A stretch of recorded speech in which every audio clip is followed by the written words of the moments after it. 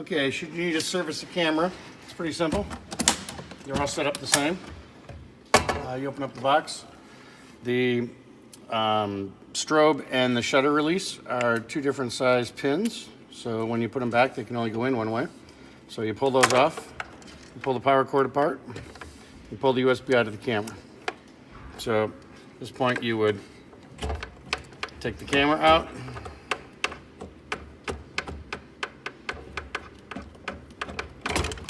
and then what I like to do is note where the zoom is and where the focus point is.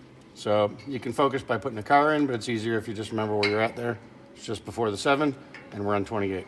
So you get whatever new camera you have. If you need to switch these, they just unthread here. Or if you, whatever service you have to do. When you bring the new one, if you've been careful, you haven't moved this tripod head at all. This is pretty locked down.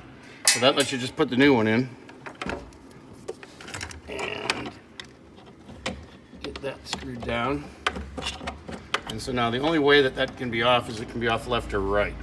So you plug the power in, and with the power in, you can push the live view button.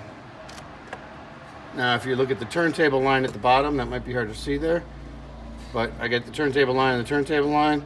I just manhandle the camera there until it's centered. Check up here that you're still level. So you're level left and right, which means the head hasn't moved, and I am centered. And you can lock that down a little more. So that's simple. You just put the USB back in. Make sure that's snug.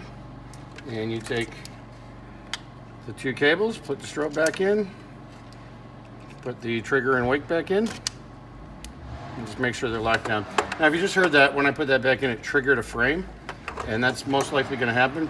And you need to clear that frame out before the next car, or it'll show up as the first frame of that car. So scan a tag, and then wait for it to populate this frame into it, and then just delete the session and start the session over again. And that's pretty much it.